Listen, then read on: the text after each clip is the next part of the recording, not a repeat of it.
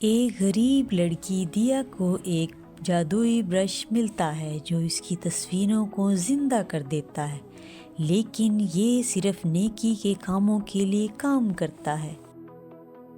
دیا ایک بوڑھے بھکاری کی مدد کرتی ہے جو شکر گزاری کے طور پر اسے جادوئی برش دیتا ہے۔ دیا سب سے پہلے اپنے بھوکے خاندان کے لیے کھانا پینٹ کرتی ہے اور اسے برش سے فوراً زندہ کر دیتی ہے۔ دیا کے جادوئی برش کے بارے میں خبر پھیل جاتی ہے اور گاؤں والے مدد کے لیے اس کے پاس آتے ہیں۔ ایک کسان دیا سے بیج پینٹ کرنے کو کہتا ہے جو گاؤں کے بھوکوں کے لیے وافر مقدار میں فصلوں میں بدل جائیں۔ ایک بڑھئی دیا سے مدد مانگتا ہے تاکہ وہ ایسے اوزار پینٹ کرے جس سے وہ طوفان سے تباہ شدہ گھروں کی مرمت کر سکے۔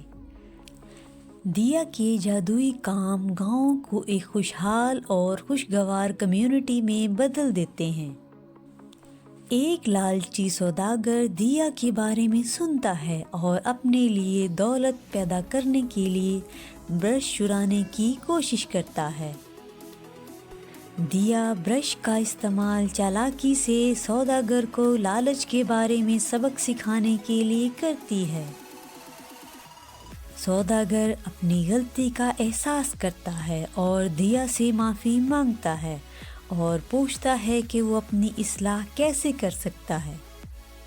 دیا سوداگر سے کہتی ہے کہ وہ ضرورت مندوں کو کھانا اور سامان تقسیم کرنے میں مدد کرے تاکہ اپنی اصلاح کر سکے۔ برش کی روشنی مدھم ہونے لگتی ہے جس سے دیا کو پتہ چلتا ہے کہ اب اسے کسی اور کو دینا ہے۔ دیا ایک مہربان یتیم کو تلاش کرتی ہے جو بہت کام کرنے کے باوجود دوسروں کی مدد کر رہا ہے۔ یتیم برش کا استعمال جاری رکھتا ہے تاکہ دوسرے لوگوں میں سخاوت اور مہربانی پھیل سکے۔ جادوئی برش کی میراث بڑھتی ہے اور یہ سخاوت کے اعمال کو دور دور تک متاثر کرتی ہے۔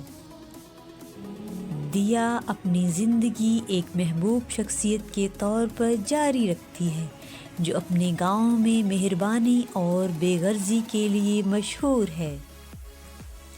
برش کی کہانی ایک افسانہ بن جاتی ہے جو آنے والی نسلوں کو سخاوت اور مہربانی کی طاقت کے بارے میں سکھاتی ہے۔ جادوئی برش کا سفر یہ ثابت کرتا ہے کہ مہربانی اور سخاوت دنیا میں جادو پیدا کر دیتا ہے۔